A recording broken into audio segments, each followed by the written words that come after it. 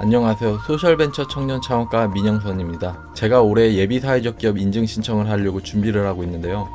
공고문으로만 보면 내용이 너무 딱딱하고 어려운 부분들이 많더라고요. 지원 사업을 많이 신청해봤던 저도 이해하기 어려웠었는데 다른 분들도 어려울 수 있겠다라는 생각이 들더라고요. 그래서 오늘은 제가 알아보고 공부한 내용들을 공유해 드리면서 예비사회적 기업 신청에 대해 알아보는 시간을 가지겠습니다. 그럼 예비사회적 기업에 대해 관심이 있으시거나 예비사회적 기업을 신청하신 분들이라면 이 영상을 끝까지 봐주세요.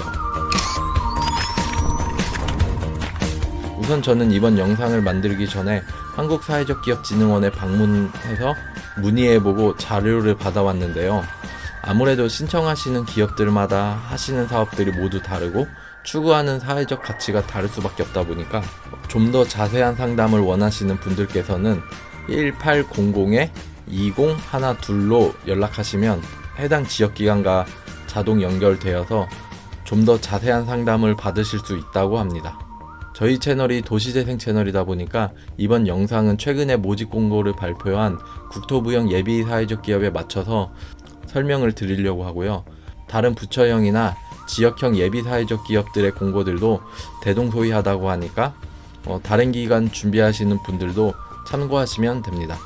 우선 예비사회적 기업 인증 신청하시기 전에 과연 예비사회적 기업이란 무엇인지부터 알아야겠죠. 일반적인 기업의 존재 목적은 이윤 창출이 목적입니다. 흔히 영리기업들이라고 하죠. 우리가 주변에서 볼 수 있는 대부분의 기업들의 형태입니다. 반대로 이윤을 추구하기보다는 공공의 이익, 즉 공익을 목적으로 하는 단체인 비영리 단체들이 있습니다. 예를 들면 유해인이나 굿네이버스 같은 단체들도 있고 우리 주변에 있는 재단이나 협회와 같은 단체들도 있습니다. 사회적 기업은 이러한 영리기업과 비영리 조직의 중간에 위치한 기업이라고 보시면 됩니다. 그렇기에 기업들이 이윤을 발생시키면서 동시에 사회적 목적을 추구할 수 있도록 장려하는 차원에서 실시하는 제도가 바로 사회적 기업 인증 제도인 것입니다. 그리고 이러한 사회적 기업이 되기 위해서는 여러 조건들이 필요한데 사회적 기업이 되기의 조건은 약간 미흡하지만 3년이라는 기간을 주어 필요한 요건들을 보완해서 사회적 기업이 될 수 있도록 지원하는 것이 바로 예비사회적 기업 제도인 것입니다. 그러한 목적을 갖고 있기 때문에 사업이 성장할 수 있도록 재정 지원, 판로 개척, 컨설팅 등의 혜택을 주는 것입니다. 국내에는 국토부와 산림청, 통일부, 문화재청, 농림축산부, 보건복지부, 여성가족부, 환경부, 문체부, 고용노동부 이렇게 총 10개의 부처형 예비사회적 기업 지정제도가 있습니다. 그렇기 때문에 하시는 사업과 관련된 부처의 기관으로 신청을 하시면 됩니다. 그렇다면 예비사회적 기업 지정을 신청하기 위한 조건에는 어떤 것들이 있을까요? 첫 번째는 조직의 형태입니다. 지원을 하는 주체가 대표가 아닌 회사 자체에 하는 것이기에 개인이나 혹은 개인 사업자로는 안 되고 법인격을 가지고 있어야 됩니다. 꼭 주식회사가 아니어도 사단 법인, 협동조합 같이 법인의 형태를 띠는 단체면 가능합니다. 두 번째는 사회적 목적을 실현해야 합니다. 사회적 목적은 취약계층에게 서비스를 제공하기도 하고 일자리를 제공하기도 하고 지역사회 공헌 활동 등 다양한 형태가 있습니다. 이렇게 다양한 형태들로 사회적 목적을 실현할 수 있는데 그렇기에 기업들은 어떤 사회 문제를 발견해서 그것을 어떻게 해결할지 정의를 잘 내려야 한다고 하더라고요. 대부분의 기업들이 이 부분에서 갈피를 잘 못 잡는다고 합니다. 많은 기업들이 지원제도 같은 혜택을 받기 위해서 사회적 목적을 억지로 맞추다 보니까 사회적 목적이 명확하지 않다고 합니다. 막연히 좋은 일 한다 그런 것이 아니라 어떤 문제를 어떻게 해결할 수 있는지 정의를 내릴 수 있어야 하는 것입니다. 그리고 사회 서비스 제공이나 일자리 제공형 혹은 지역사회 공헌형이나 혼합형의 경우는 공고문에 보면 몇 퍼센트 이상 되어야 한다는 정확한 수치가 기재되어 있습니다. 하지만 기타형인 창의혁신의 경우는 정해진 수치가 아니라 심사로 사회적 목적을 정하는 형태라고 합니다. 이 부분에서 담당자님께서는 빅이슈를 예를 들어주셨는데요. 빅이슈의 경우 이제 재능기부로 만들어진 잡지를 노숙자들이 스스로 판매할 수 있도록 지원을 해주고 노숙자들의 자립을 돕는 기업이다 보니까 수치화된 가치를 산정하기 어려운데 이렇게 사회적 목적은 정확하지만 개량화가 어려운 기업들이 신청하는 부분이 바로 기타형, 이 창의혁신형이라고 합니다. 하지만 많은 기업들이 이러한 배경은 모르고 사회적 목적이 이제 명확하지 않다 보니까 이 창의혁신형으로 지원을 많이 한다고 하는데요. 이 창의혁신형은 개량화가 어렵기 때문에 다른 유형에 비해서 지정이나 인증받기가 더 어렵다고들 합니다. 그래서 단순히 이제 내가 하려고 하는 사업이 이제 사회적 목적의 수치가 잘 안 나오니까 이 기타형으로 가시는 분들은 더 어렵다고 생각하시면 될 것 같아요.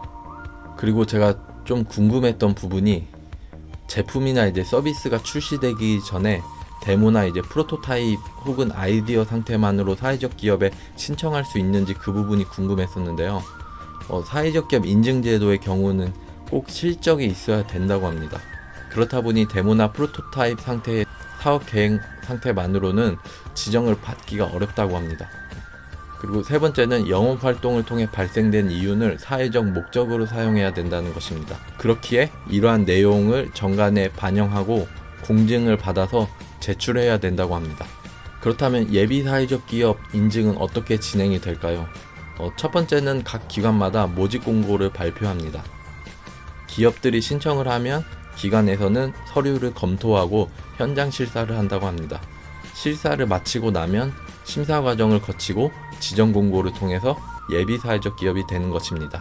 이번 국토부의 경우를 예로 들어보면 6월 11일부터 7월 14일까지 접수를 받고 서류가 통과가 되면은 8월 22일까지 실사 과정을 가지고 9월에는 지정 심사가 이루어지고 그 후에 바로 발표가 되는 것입니다. 이렇게 예비 사회적 기업 지정이 되면 3년간 예비 사회적 기업이 되는 것입니다. 그래서 저도 궁금했었던 부분이 이러한 인증 심사 과정에서 얼마나 떨어지는지 궁금했었는데요. 답변해 주시는 말씀이 기업들이 기본적인 요건을 갖추지 못한 상태에서 서류 접수를 먼저 하다 보니까 현장 실사 단계 전인 서류에서 많이 탈락된다고들 합니다. 예전에 비하면 사회적 기업의 지정률이 높아지긴 했지만 그래도 아직은 50%는 탈락된다고 하더라고요. 이러한 부분들이 있다 보니까 먼저 접수를 하기보다는 지역 권역 기관의 상담을 통해서 조건이 되는지 확인하시고 지원하시면 좋을 것 같습니다. 예비 사회적 기업 인증을 받으시려는 주된 이유가 바로 인증 시에 얻게 되는 혜택들 때문일 텐데요. 그러면 어떤 혜택이 있는지 한번 알아보겠습니다. 첫 번째는 재정 지원입니다. 전문 인력의 인건비를 지원해 주는데요. 사업을 운영하면서 필요한 전략 기획, 회계, 마케팅 등 사업에 필요한 전문 인력을 고용할 시에 그 인건비를 지원해 주는 것입니다. 한도는 200에서 250만 원 내로 지원을 해주고 기업의 자부담 비율이 있는데 1차 년도에는 10%, 2차 년도에는 20%가 된다고 합니다. 예를 들어서 만약 마케팅 전문 인력을 채용하고 월 200만 원을 기관으로부터 지원받는다고 하면은 180만 원은 지원을 받는 것이고 20만 원은 기업에서 부담을 하는 겁니다. 그리고 그 다음 연도인 2년 차에는 160만 원을 지원받고 40만 원을 기업에서 부담하는 그런 시스템인 겁니다. 참고로 예비 사회적 기업은 한 명에 대한 전문 인력만 지원이 가능하다고 합니다. 그리고 그 다음은 일자리 창출 지원 사업인데요. 최저임금 기준으로 50%를 지원해 준다고 합니다. 이것도 예를 들어드리면은 월 180만 원이라고 가정하면 이에 대한 90만 원을 기관에서 지원해 주는 것입니다. 일자리 창출 지원 사업의 경우는 최대 50명까지 된다고 하는데요. 법인 대표자나 기존 채용 인원은 해당 안 된다고 하니 이 부분도 참조하시면 좋을 것 같습니다.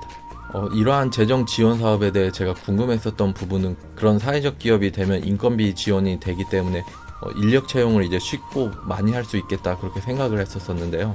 재정 지원에 대한 부분은 사전에 심사를 받고 이제 승인이 난다고 합니다. 그래서 그 기업이 사업 규모에 맞춰서 적절하게 신청을 했는지 심사하고 인건비를 지원하는 것이기 때문에 무조건 인건비 지원을 받는 것은 아니라고 생각하시면 됩니다. 그리고 두 번째는 사업 개발비 지원입니다. 사업을 하면서 필요한 기술 개발, R&D, 홍보, 마케팅 등 경영에 필요한 사업비를 지원해 주는 것입니다. 지원 한도는 사회적 기업은 1억 원이고 예비 사회적 기업은 5천만 원이라고 합니다. 사업 개발 지원 역시 한도가 예비는 5천만 원일 뿐이고 심사를 통해서 사업 규모에 맞춰서 지원금이 나오는 것이라고 생각하시면 되는데요. 이 항목 역시 자부담 비율이 있습니다. 1년 차에는 10%, 2년 차에는 20%, 3년 차에는 30%입니다. 그렇기 때문에 이 사업 개발비 역시도 내가 예비 사회적 기업이 되니까 5천만 원 무조건 받는다 그렇게 생각하면 안 될 것 같고, 사업계 검토에 맞춰서 지원금이 나온다고 염두에 두시면 좋을 것 같습니다. 그리고 그 외에 경영 지원 부분이나 컨설팅, 사회적 기업 관련 행사 참가, 고용노동부 모태펀드 혜택 등 다양한 혜택들이 있고요. 부처형은 각 부처마다 혜택이 있는데, 국토부형을 예를 들면은 국토부 관련된 지원사업 신청 시 가점이 부과되고, HUG 사업할 때도 융자 혜택을 조금 더 주는 그런 부분들이 있습니다. 그렇다면 모든 결정을 마치고 예비 사회적 기업 인증을 신청하려고 하면 어떻게 하면 되는지 한번 알아보겠습니다. 우선 사회적 기업 통합 정보 시스템에 가입하고 로그인하여서 관련 서류들을 다운받고 접수를 합니다. 이때 필요한 서류는 신청서와 사업자 등록증, 법인 등기, 회사 소개 자료, 영업 활동에 대한 증빙 자료, 재무제표, 부가가치세 과세 표준 증명과 같은 자료들이 있고요. 그리고 사회적 목적을 이제 실현할 수 있는 자료들, 공증받은 정관과 규약, 그리고 개인정보 동의서, 사회적 기업 사이버 교육 수강 확인증이 있습니다. 그 외에 이제 자세한 서류들은 기업들마다 부처마다 조금씩 다르기 때문에 공고문 확인하시고 접수하시면 될 것 같습니다. 그리고 마지막으로 사회적 기업 진흥원의 담당자님을 통해서 이야기를 들을 수 있었는데요. 사회적 기업이나 예비 사회적 기업에 관심이 있으신 분들은 인증 신청을 하시기 전에 내가 정말로 해결하고자 하는 사회적 문제가 뭔지 그 부분에 대한 해결책을 충분히 고민해 보시고 신청했으면 한다고 합니다. 대부분의 기업들이 이러한 검토를 잘 안 하고 단순히 물질적인 지원만을 바라고 사회적 기업으로 접근하기 때문에 사회적 기업 인증 받기 전에도 힘들고, 서류와 심사를 잘 통과했다 하더라도 사업을 운영하면서 많이 힘들다고 합니다. 국민의 세금으로 지원되는 지원금인 만큼 지원기관에서 수시로 자주 확인을 하기 때문에 관리와 모니터링은 계속 된다는 점 유의하시고, 이 사회적인 활동은 계속해야 된다는 것을 유의하셨으면 합니다. 단기간에 받는 지원금을 목적으로 접근하는 기업들의 경우는 마찰이 많이 생긴다고 하니까, 정말로 사회적 기업 인증을 받으시려고 한다면은 사업 초기에 주어지는 물질적인 금액보다는 사회적 목적 의식을 가지고 지원했으면 한다고 많이 당부를 하시더라고요. 이번 영상도 끝까지 시청해 주셔서 감사드리고요. 앞으로 더 좋은 컨텐츠로 찾아뵙겠습니다. 감사합니다.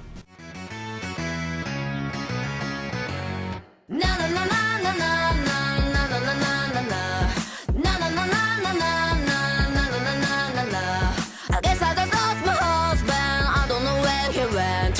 So I'm gonna drink my money. I'm not gonna pay his rent.